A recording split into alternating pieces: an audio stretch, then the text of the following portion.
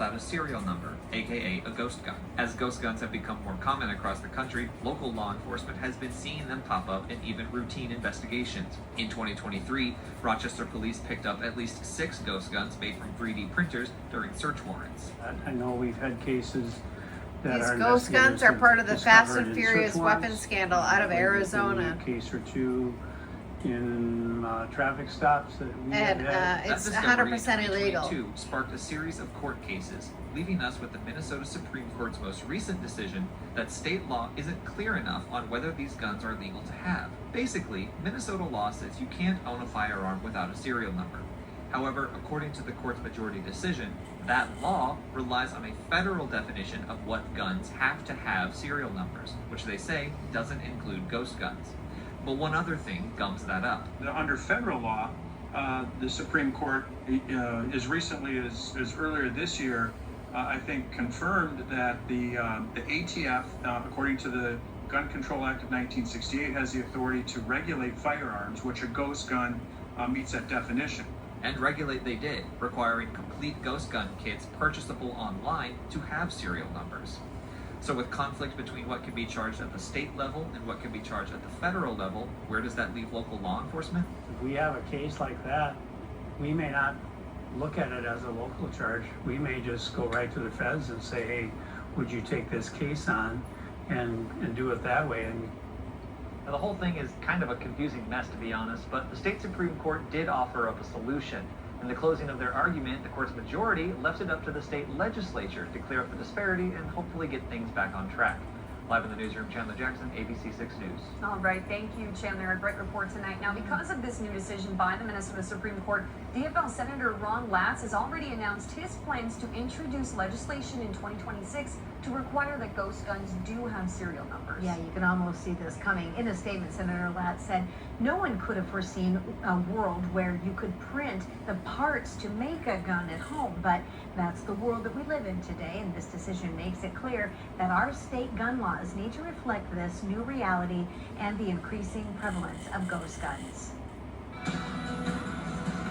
Okay, so there was a And case earlier today, Vance Belter, the man accused of killing Representative Melissa Hortman and her husband Mark, and shooting Senator John Hoffman and his wife Yvette, pleaded not guilty. That's right. Now, legal experts say 3 things need to happen before the next hearing. First, both sides need to dig through tens of thousands of pages of evidence. Second, the defense needs to decide whether to suppress evidence and consider a plea deal.